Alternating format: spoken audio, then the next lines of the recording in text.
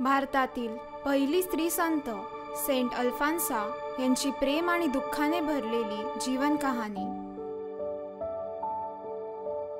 भारतातील केरळ राज्यातील कुडामालूर गावात सिस्टर अल्फान्सा यांचा जन्म झाला।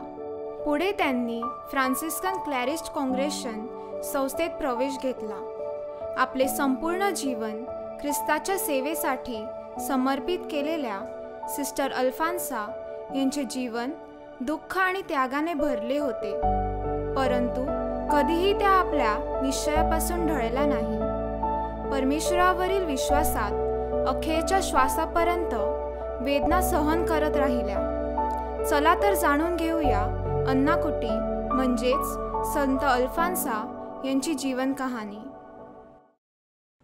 देवभूमी असलेल्या केरळ राज्यातील संत अल्फान्सा या भारताच्या पहिल्या अधिकृत कॅथलिक स्त्री संत आहेत। निसर्ग संपत्तीने बहरलेल्या केरळ राज्यातील कुंडामालूर या छोट्या गावात सिरियन ख्रिश्चन कुटुंबात अण्णा यांचा 19 ऑगस्ट 1910 रोजी जन्म झाला।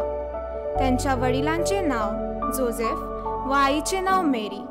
नाझरेतच्या जोसेफ व मेरी यांच्या कुटुंबासारखेच हे कुटुंब अतिशय धार्मिक वृत्तीचे होते। अण्णाला कोचिपेन हा एक भाऊ आणि अजून 2 बहिणी होत्या। आई आजारी असल्याने जन्मानंतर 7व्याच दिवशी 26 ऑगस्ट 1910 रोजी सेंट मेरी चर्च कुंडामालूर या ठिकाणी त्यांना बाप्तिस्मा साक्रामेंट देण्यात आले। त्यांचे नाव अण्णा असे ठेवण्यात आले। पुढे सर्वजण त्यांना अन्नाकुटी या नावानेच हाक मारू लागले। आईचा सहवास अण्णाला फक्त 37 दिवसच लाभला। 4 भावंडे आईच्या प्रेमाला मुकली। आई गेल्यानंतर त्यांचा मोठा भाऊ कोचिपेन हा देखील देवाघरी गेला। वडिलांनी छोट्या अण्णाला त्यांची मोठी मावशी अनम्मा मुरिकेन हिच्याकडे सांभाळण्यासाठी ठेवले। 6 महिन्यापर्यंत अनम्मा मुरिकेनने त्यांचा खूप चांगल्या प्रकारे सांभाळ केला। त्यानंतर वडिलांनी अण्णाला व मावशी अण्णम्माला अर्पुकारा या ठिकाणी आपल्या आजी आजोबांकडे आणले। ते फार प्रेमळ होते। आजीने छोट्या अण्णाला घरातच संतांच्या कथा सांगून धार्मिक शिक्षण देण्यास सुरुवात केली। संत Teresa of Avila, little flower of the child Jesus, mother Mary व जीससच्या कथा त्या अगदी मन लावून सारख्या ऐकत असत। दया, क्षमावृत्तीचे, प्रेमाचे आणि धार्मिकतेचे वीज आजीने बालपणीच खोलवर त्यांच्यामध्ये रुजवले। तसेच परमेश्वराने देखील एखादा आजारपण सहन करण्याची सहनशक्ती त्यांना लहानपणीच दिली होती। 3 वर्षाची असताना त्यांच्या पाठीला सूज येऊन त्यांना खूप वेदना होत होत्या, परंतु त्या लहान वयात देखील त्या वेदना त्यांनी निमूटपणे सहन केल्या। पुन्हा 5 वर्षांनी तोच आजार बळवला व प्रचंड वेदना त्यांनी कितीतरी महिने सहन केल्या। त्यांचे आजोबा चेरियन व काका चाकोयन यांनी आयुर्वेदिक डॉक्टरांकडे नेऊन त्यांना या आजारातून बरे केले। त्याच वर्षी 27 नोव्हेंबर 1917 रोजी त्यांनी ख्रिस्ताला आपल्या चिमुकल्या हृदयात स्वीकारले। येशू ख्रिस्ताची मधुरवाणी प्रथम ख्रिस्तशरी स्वीकारताना त्यांनी ऐकली असे त्या सांगतात। रेव्हरंड फादर विकर व कुंडामालूर धर्मग्रामातील धर्मशिक्षक ख्रिस्तशरी साक्रामेंटाची तयारी करून घेत असताना त्यांनी ठरविले की माझ्याकडून एकही पाप होणार नाही याची मी काळजी घेईन। येशूच्या चिमुकल्या फुला संत तेरेसासारखी मी पण संत होईल। येशू व त्या दिवसापासून एकमेकांमध्ये गुंतत गेल्या। प्रत्येक शनिवारी, रविवारी व महिन्याच्या पहिल्या शुक्रवारी त्या नित्यमानाने ख्रिस्तशरी न चुकता स्वीकारत गेल्या। क्षमाशीलता त्यांच्या रोमारोमात बालपणापासूनच भिनली होती। अण्णम्माची अन्नाकुटीच्या बाबतीत एकच इच्छा होती की तिचे चांगल्या ठिकाणी लग्न होऊन त्यांनी वैवाहिक जीवन सुखाने जगावे. परंतु लहानपणापासूनच अन्नाकुट्टीला येशूसाठी आपले जीवन समर्पित करायचे होते. येशूच्या चिमुकल्या फुला संत तेरेसाच्या आत्मचरित्रातून प्रेरणा घेऊन त्यांना तिच्याप्रमाणे संत होण्याची प्रबळ इच्छा होती. तिच्या आजीनेही तू देखील संत होऊ शकते असे त्यांना धार्मिक शिक्षण देताना सांगितले होते. म्हणून धर्मभगिनी होऊन आपले व्रतस्थ जीवन येशूसाठी समर्पित करायचे असे त्यांनी मनाशी पक्के केले होते. अण्णम्माने मात्र त्या 13 वर्षाची झाल्या असता एका मुलाची तिच्यासाठी वर म्हणून अंतिम निवड केली. अन्नाकुट्टी अण्णम्माला खूप घाबरत होती. त्या तिला काही सांगू शकत नव्हत्या. परंतु आपण येशूला आपले जीवन समर्पित केले आहे असे त्यांनी आपल्या काकांना सांगितले. अन्नाकुट्टी दगडावर गुडघे टेकून अश्रू गाळीत कळकळीने प्रार्थना करू लागली. संत रोज of lima, Sant Lucy, Sant Bawra, Sant Agatha यांच्यासारखे आपल्या शरीराच्या चारित्र्याचे पवित्र राखण्याचा त्यांनी दृढ निश्चय केला व लग्न टाळण्यासाठी एक कठोर पाऊल उचलले, जेणेकरून त्यांचे सौंदर्य नष्ट होईल व त्यांच्याशी कोणीही लग्न करण्यास तयार होणार नाही. म्हणून त्यांनी जळत्या आगीच्या कुंडात उडी मारून आगीच्या निखाऱ्यावर पाय पण ठेवले. आगीच्या ज्वाला भडकत होत्या. वेदनेने त्या थरथरत होत्या, पण किंचाळल्या मात्र नाही.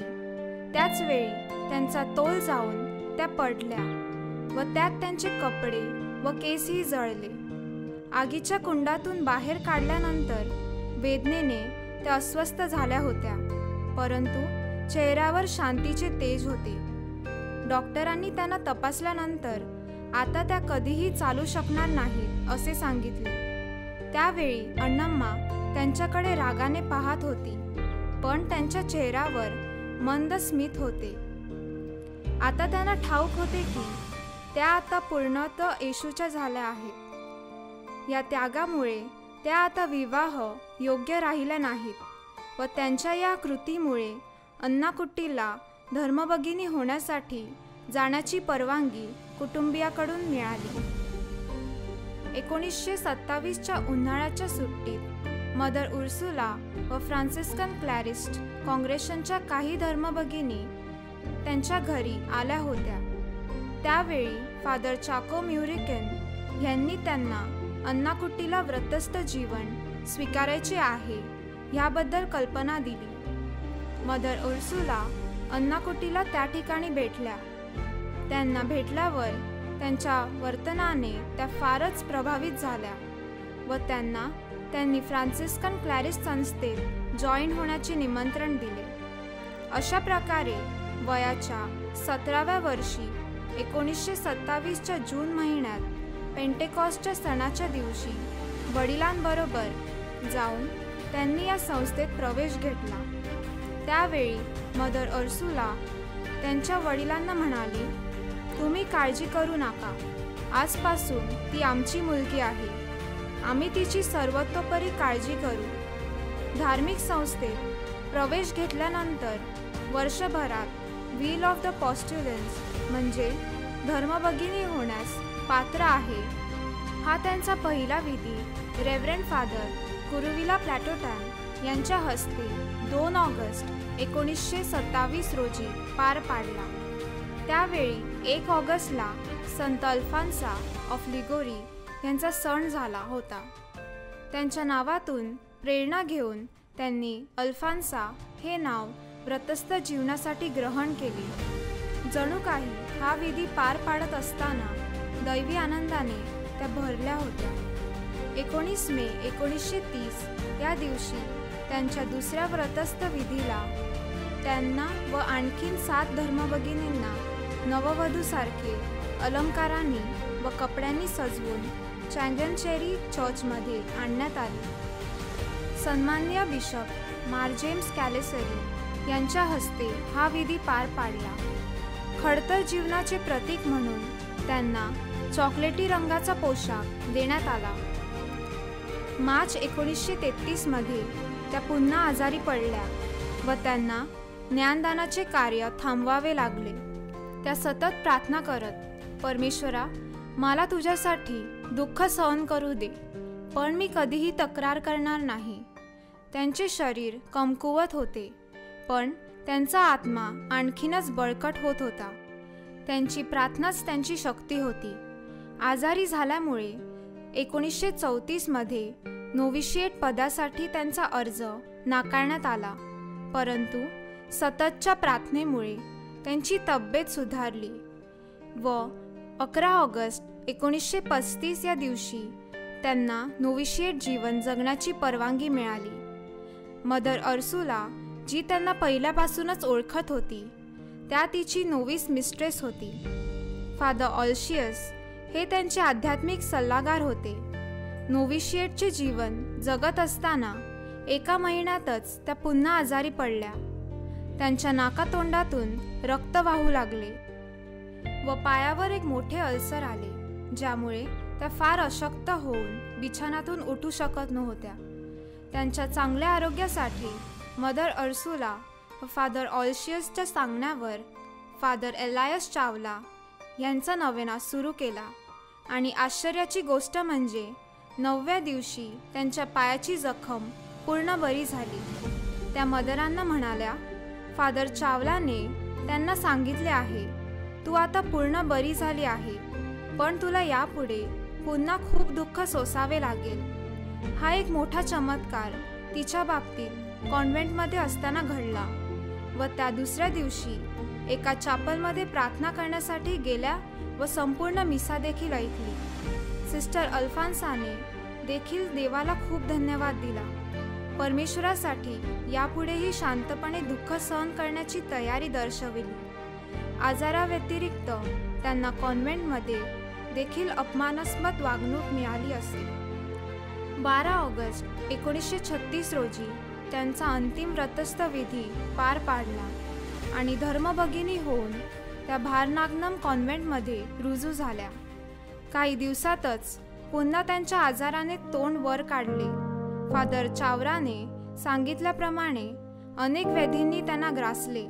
सुरुवातीला खूप ताप आला, नंतर कफ झाला, तोंडातून रक्त पडू लागले. सर्वांना वाटले त्यांना क्षयरोग झाला आहे, म्हणून त्यांना दुसरीकडे हलविण्याचे ठरविले. त्याचवेळी मदर अर्सुलाने पुन्हा फादर चावराचा नवेना करण्याचा त्यांना सांगितले. खरोखरच नवेनाच्या 9व्या दिवशी त्या तापातून पूर्णत्व बऱ्या झाल्या.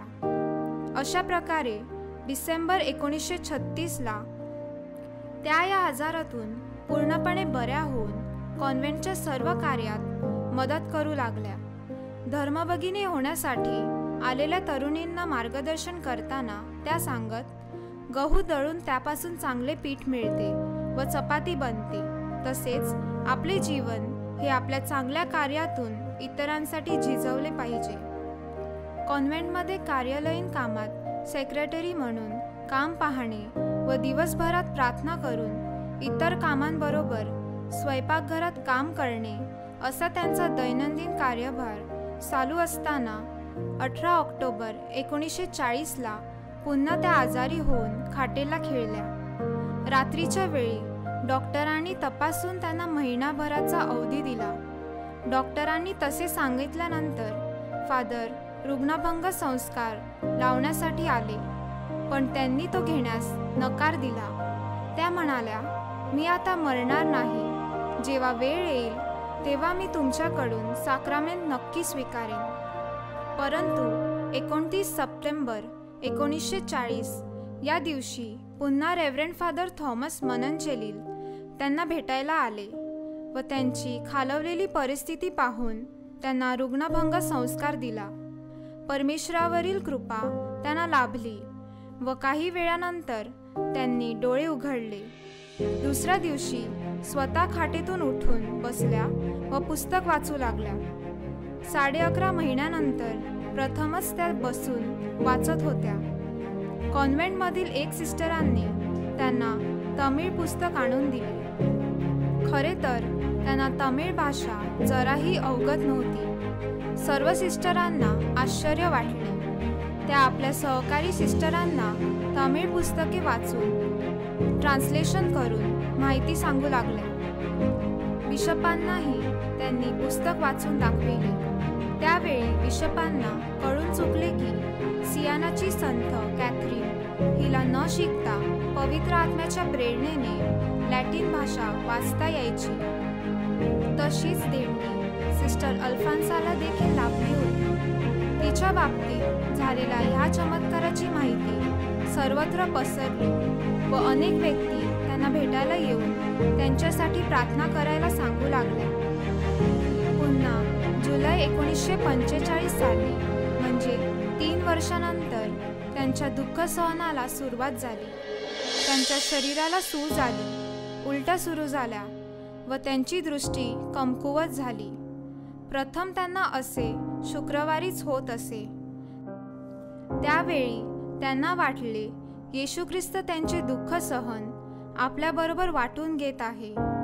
काही दिवसांनी हा त्रास वाढला व त्या आठवड्यातून एकदाच ख्रिस्तशरीर सेवन करू शकत असत. मदर अर्सुलाने पुन्हा त्यांना प्रार्थना करण्यास सांगितले व मला आठवड्यातून 3 वेळा तरी ख्रिस्तशरीर स्वीकारता येईल अशी संधी दे, अशी प्रार्थना करू लागल्या. खरोखर प्रभू पित्याने त्यांची ही प्रार्थना ऐकली व त्यांना 3 वेळा ख्रिस्तशरीर स्वीकारता येऊ लागले. त्या नेहमी म्हणत, जगाच्या पापांसाठी त्रास भोगायचा आहे. मला स्वतःला सर्वांच्या पापांसाठी अर्पण करायचे आहे. एके दिवशी त्यांना कळले की बिशप ऑफ चँगनचेरी आणि त्यांच्या कॉन्व्हेंटमधील सिस्टर ट्रिजा यांना मलेरिया झाला आहे. तेव्हा त्यांनी देवाकडे प्रार्थना केली, त्यांचा आजार मला होऊ दे, कारण त्यांना खूप जबाबदाऱ्या असतात. आणि खरोखरच देवाने त्यांची प्रार्थना ऐकली. बिशप आणि सिस्टर ट्रिजा मलेरियातून बरे झाले. मात्र सिस्टर अल्फान्साला मलेरियाने ग्रासले. तो आजार मरणापर्यंत त्यांच्यासोबतच राहिला. त्यांचे संपूर्ण जीवन हे ख्रिस्ताच्या पीडाचे प्रतिबिंब होते.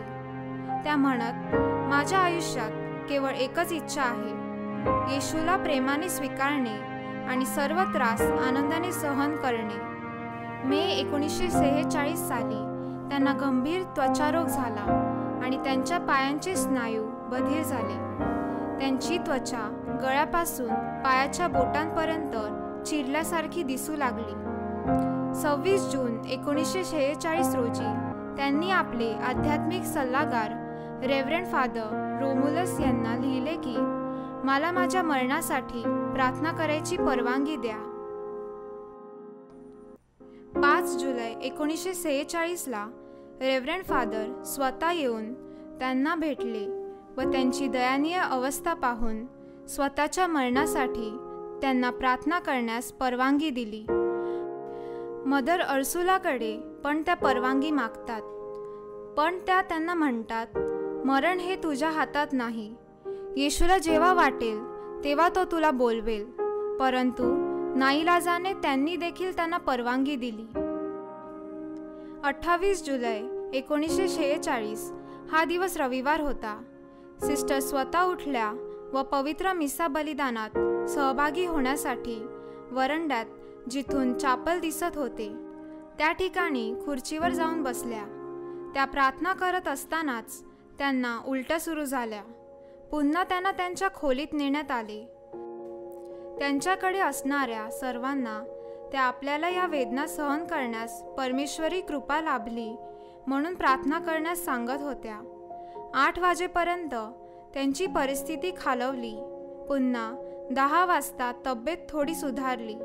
11 वाजता प्रचंड वेदनांनी त्यांना ग्रासले व दुपारच्या 12 वाजता दुःखी माऊलीच्या तसबिरीकडे पाहून त्यांनी शांतपणे आपले डोळे मिटले.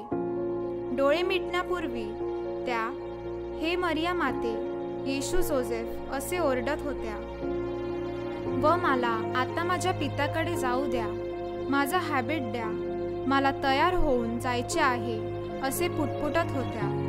28 जुलै 1946 रोजी केवळ 36व्या वर्षी त्या प्रभुचरणी विलीन झाल्या. त्यांचा मृत्यू अत्यंत वेदनादायक होता. पण त्या शेवटपर्यंत प्रार्थनेत व ख्रिस्ती श्रद्धेत जीवन जगल्या.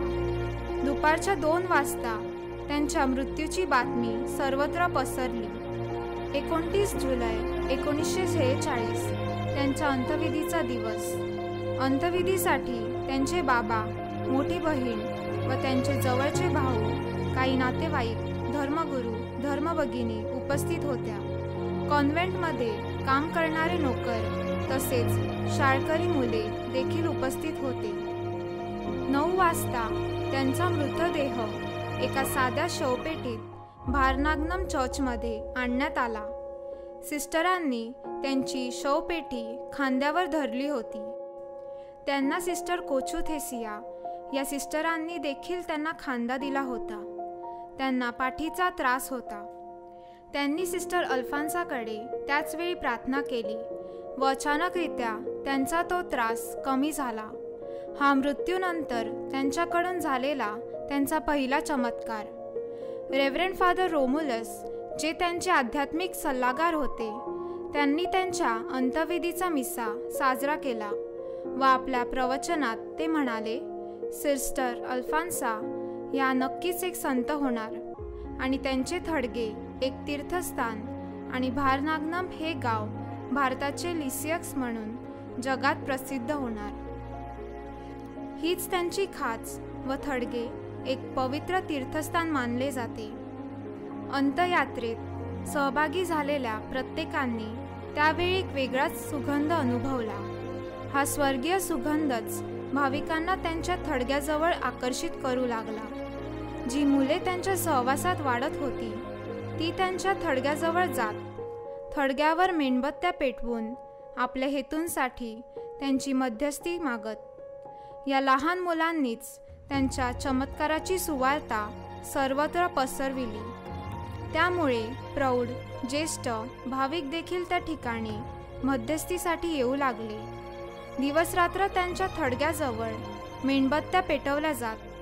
लोक दान म्हणून पैसे ठेवत, रडून आपल्या विनंत्यासाठी मध्यस्थी मागत व खरोखरच भाविकांचे हेतू सफल होऊ लागले.